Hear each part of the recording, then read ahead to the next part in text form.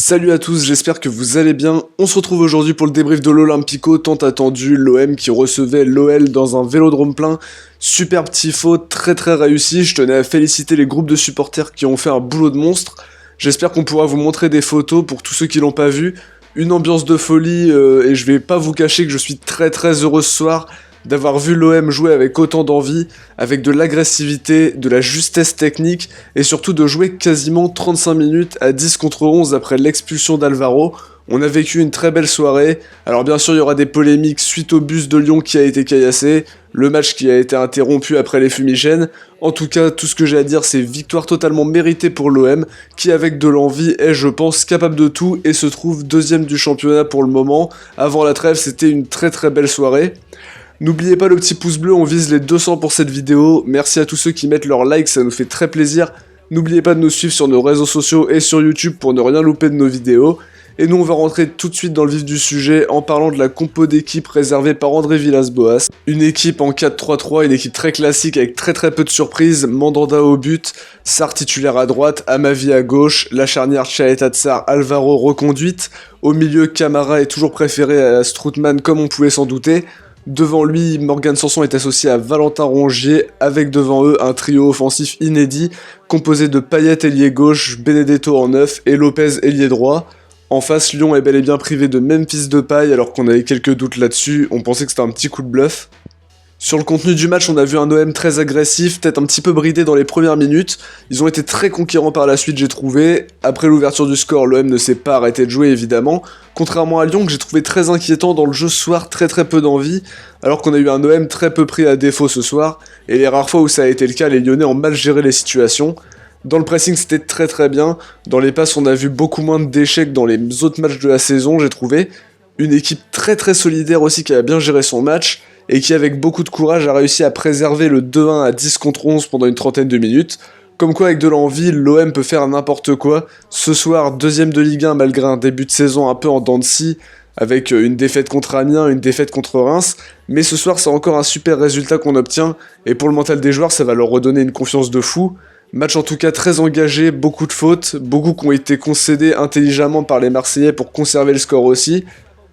Mon top du match côté Marseille sera évidemment Dimitri Payet, auteur d'un match sensationnel, que ce soit dans la construction des actions, par sa finition et sa patte retrouvée sur coup de pied arrêté.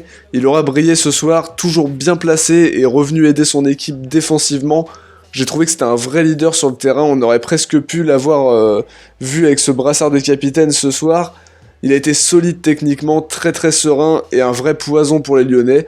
On l'a vu épuisé à la fin du match, mais c'est normal tellement il a rendu une copie impeccable avec beaucoup d'efforts, que ce soit offensif ou défensif.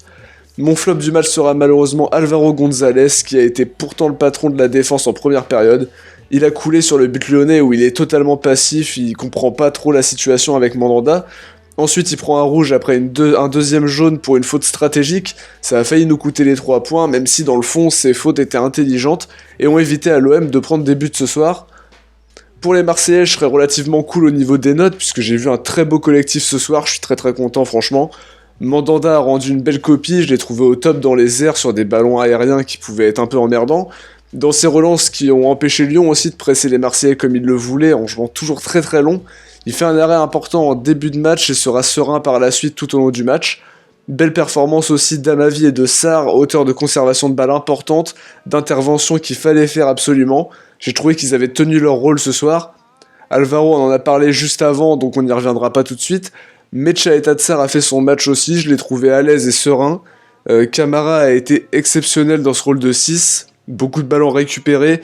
Il a beaucoup été au marquage de Jeffrey Adelaide, quasiment un marquage individuel finalement, et il l'a quasiment anéanti tout le match. Strootman risque d'avoir du mal à reprendre sa place.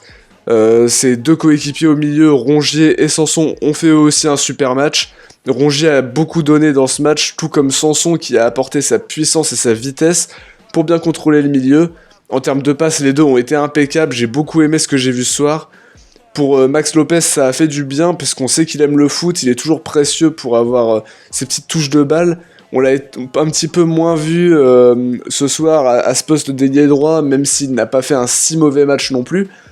Pour Payet, on en a aussi parlé dans la rubrique top et flop, Mais Benedetto, faut faire un petit mot sur lui, je l'ai encore trouvé un petit peu décevant ce soir, même s'il a été sorti prématurément à cause du rouge d'Alvaro, il gêne Lopez sur une action, il a toujours pas retrouvé les chemins des filets, il a essayé d'être altruiste à un moment aussi, on l'a trop peu trouvé ce soir même s'il était précieux sur les longs ballons, on le sent beaucoup moins à l'aise dans ce type de match, et du côté des entrants, j'ai trouvé que Strootman avait fait une entrée importante, puisque ça lui a permis aussi de prendre un carton jaune en faisant l'intervention, donc je lui ai mis 5,5.